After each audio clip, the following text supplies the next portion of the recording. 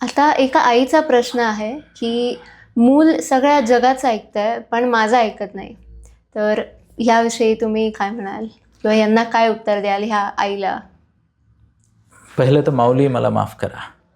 मी ह्या आईची माफी मागून हे बोलेल की तुम्ही प्लीज विचार करा की तुमचं मूल का डिस्कनेक्ट होतं आहे. थोडंसं आरशासमोर बसा, स्वतःला आरशात पहा, तुमच्या स्वतःच्या वर्तनाचा आरसा बघा की तुम्ही असं काय वागताय. आता सायकोलॉजीच्या दृष्टिकोनातून मी उत्तर देण्याचा प्रयत्न करेल.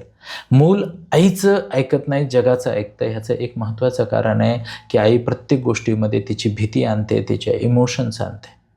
बाहेरचं कोणीही समजावून सांगतं तर ते त्याला असे मान पकडून म्हणत नाही झालंच पाहिजे किंवा त्याच्या मागे चवचव चवचव लागत नाही. सगळ्या आयांना परत माफी मागतो, नाही तर सगळे आपल्या यूट्यूब चॅनलला दगड मारतील. पण मुद्दा कसा आहे की हात धुवून मागे लागतात, मग ते वैतागते. एका म्हणजे ज्याला म्हणतो नाही तासाभरात 40 वेळा सांगितलं असं म्हणणारे मुलं माझ्याकडे आहेत.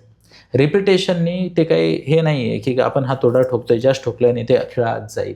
एकदा सांगा, दोनदा सांगा, फर्मली सांगा, रिपीट सांगू नका. आणि सांगण्याचा टोन पिच हा समजवण्याचा असला पाहिजे. आणि जसजसं मुलाचं वय वाढतं आपला टोन मैत्रीचा पाहिजे, अधिकारवाणीचा नाही. मुले आईचा रिस्पेक्ट का नाही करत? मला वाटतं की प्रत्येक मूल हे त्याच्या आईचा रिस्पेक्ट करतं. आईचा रिस्पेक्ट करत नाही हे मला मान्य नाही आहे.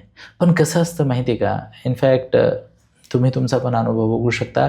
या जगात ग्रँटेड घेण्यासारखी एकच व्यक्ती असते, आई.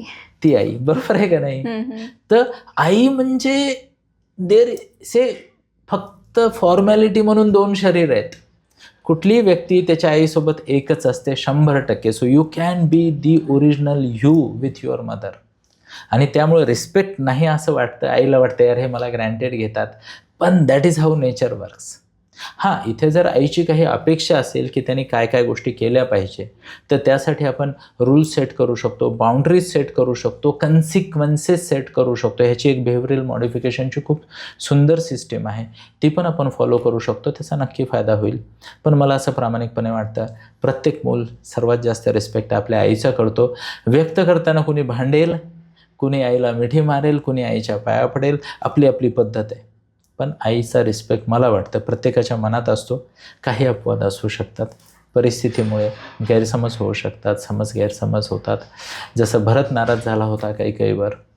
पण असं स्वतः श्री प्रभू राम म्हणाले होते की कैकेयीने जर रामाला वनवासाला पाठवला नसता तर हे जे जग आहे हे राक्षसांपासून मुक्त झालं नसतं. राम त्याच राजमहालात राहिला असता, असं प्रभू श्रीराम स्वतः म्हणालेत. पण हे भरताला माहीत नाही की तो प्रसंग त्यांच्या आयुष्यात, त्याच्या आणि त्याच्या आईच्या आयुष्यात का आला. तर गैरसमज शक्यतो टाळायचे. आणि आपली आई आहे, आपलीच आई आहे.